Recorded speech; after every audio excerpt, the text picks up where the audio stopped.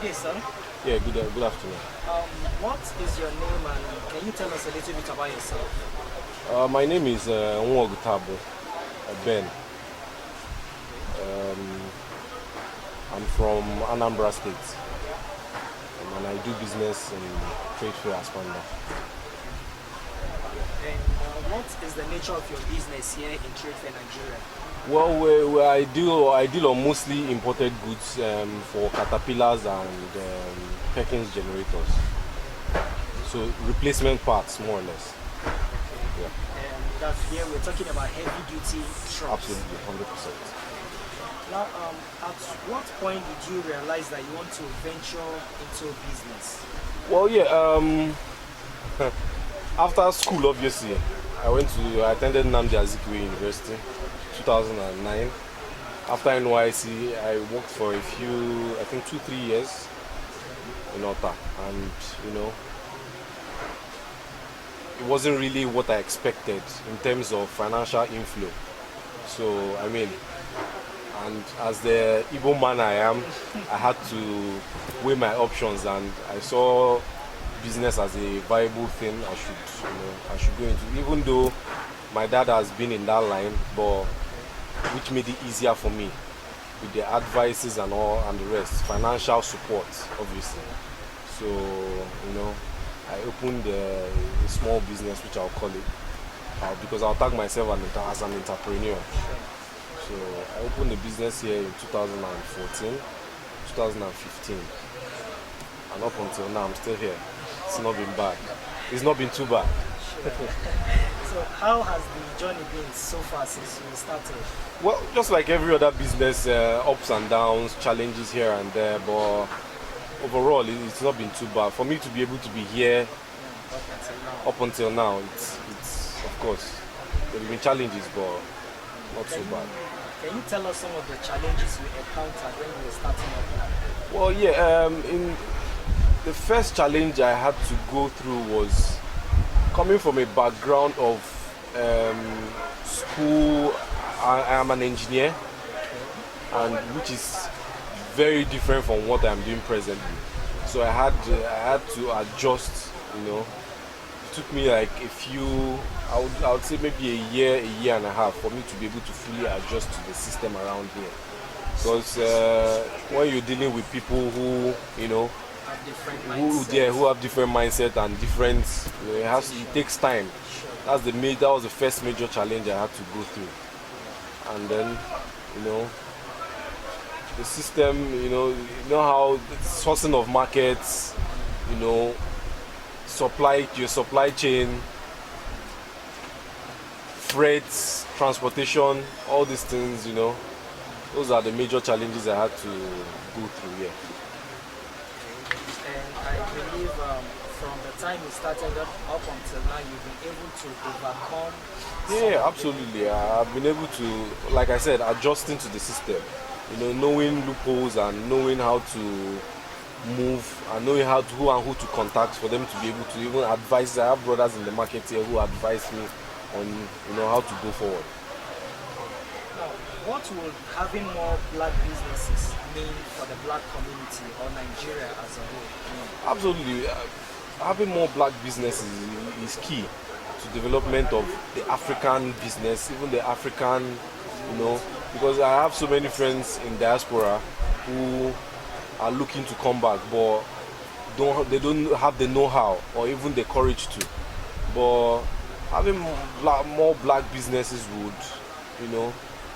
would emancipate us from the mindset of bringing things from abroad, having things in Nigeria here, because most of the time we have the resources here, but due to the fact that there are certain I would say what would I call it, like policies that don't really favor the small black business owners. Yeah, it's a real challenge for us. Okay, so how do you think the government can help in curbing some of these challenges? Most, like the major challenges like small businesses like us encounter is soft loans. A small business that should be able to have access to. That's a major thing because due to the fact that most of the things we sell here are mostly imported from probably England, India, China. The exchange rate is also another thing. Time of importation is also another thing. These are the few challenges that come off my head right now for me. Yeah. Now, how can the black community, now let's say we have various black community owned businesses, Okay. how can they connect in order to help themselves, help the black community? How can they come together as one? Okay. That's the beautiful thing of the beautiful advantages of the internet. If there's a platform where people who are in the same kind of business, if there's a platform where they can connect, probably a Facebook page or an Instagram page or a hashtag where you can easily go to. And I mean, the internet is vast and you can reach everywhere, anybody at any time of the day. So the internet is key. And more communication would be very, very vital to bringing the whole black business together. So we're more or less talking about creating a platform for the black community so that they can come together 100%. and express themselves, Yeah. show off the kind of Exchange business ideas. Yeah. exchange ideas and all that. Yeah. Okay. Now, what is your advice for somebody that wants to venture into a new business? Well, Sorry, just like you said, you're a graduate, you Yeah. studied something entirely different from what you're doing now. Yeah. Now, there are so many people like you out there.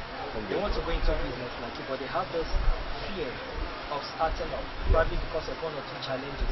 What can you tell them? How can you advise them on how to go about it? Yeah, no. Every big business you see today, the Facebooks, the Amazons, the Microsofts, name it, it starts from somewhere.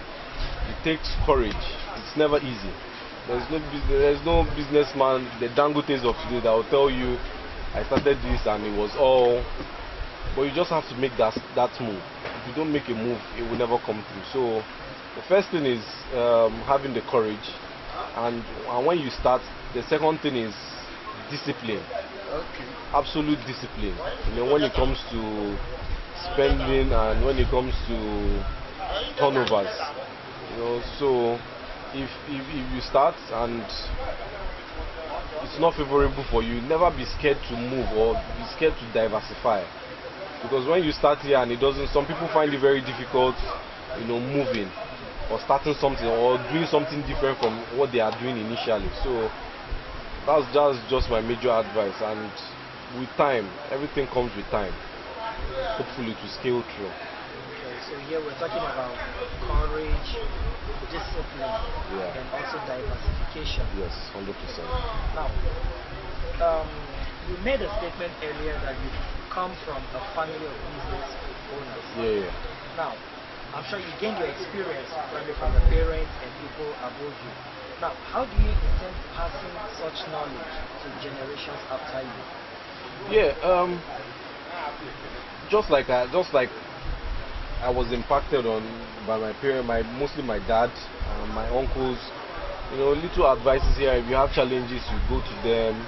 They would advise you there. They're always more knowledgeable than you, obviously. So more or less communication. Talk to them, tell them your challenges. They will put you through. If it's financial support, they would help you. If it's moral support, if it's help people who would be able to put you through in certain things. They would also help know people that will be able to put you through easily. So these are the few things that would make it easier for you to get into the system properly. Now, any last words or advice for the black community, black-owned businesses generally? Yeah. The major advice I would give is, let's support one another. If the Black Lives Matter that is on the internet raving now is something that is an exemplary, something which everybody can key into. If we stand together, the sky is our limit. More or less, yeah. Can you show us some of the products you deal on or sell? Okay. for our viewers? Here are a few samples. This is a bearing, metal bearing for crankshafts for heavy duty machineries. These are replacement filters. These are replacement filters for Perkins as well, the generators. And these are just a few ones. And here are, I don't know, gaskets, replacement gasket, top gaskets, oil seal. You know. These are a few of many that we sell here in McBain Nigerian Limited, Trade Fair, Aspanda. Mr. McBain, thank you very much for your time. We truly appreciate it. You're welcome. Thank you very much. Yes. Have a good day. And you too.